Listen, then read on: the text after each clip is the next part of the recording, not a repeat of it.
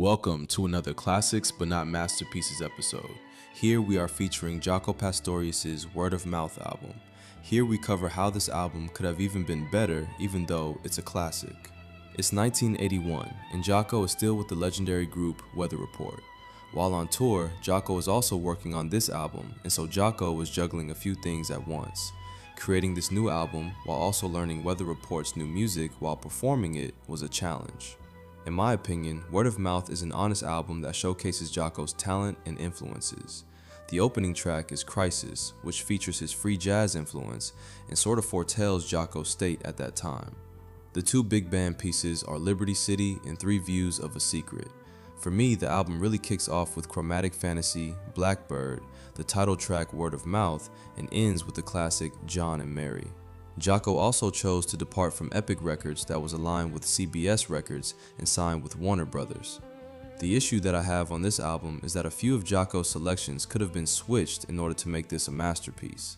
In my opinion, Jaco could have gone to his vault and brought back his great compositions from the past to bring them onto this album. For instance, instead of starting off this album with Crisis, start off with his early 70s composition, Balloon Song.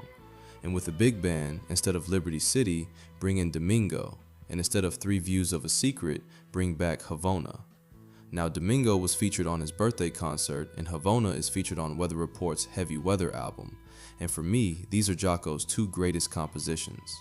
Balloon Song echoes that of Donna Lee from Jaco's self-entitled album of the 70s. Although Three Views of a Secret is one of his best compositions, the Night Passage version with Weather Report is a far superior version with the quintet playing from their heart. If these three compositions were switched, then this would probably make the Word of Mouth record the greatest bass album of all time. What's on the record is great, but this slight alteration would have made Warner Brothers probably offer him another album, in my opinion. Jaco will go on tour to support this album in the beginning of 1982. Having great success, especially in Japan, which had become a hotbed for jazz artists in the 80s. This, however, put him in conflict with Weather Report's upcoming tour that was also scheduled for that same year. It was a managerial mistake in which they didn't tell Joe and Wayne that they had to go on tour to support their new album that took forever to finish. Besides, they had already performed that music while on tour in 1981. So this was the departure of Jaco from Weather Report. In retrospect, the Word of Mouth album reflects Jaco's influence in each selection. For instance, Crisis reflects free jazz, Liberty City and Three Views reflect his big band influence, Blackbird is his rock influence, Chromatic Fantasy reflects his classical influence, Word of Mouth represents fusion, and John and Mary is sort of an American jazz symphony.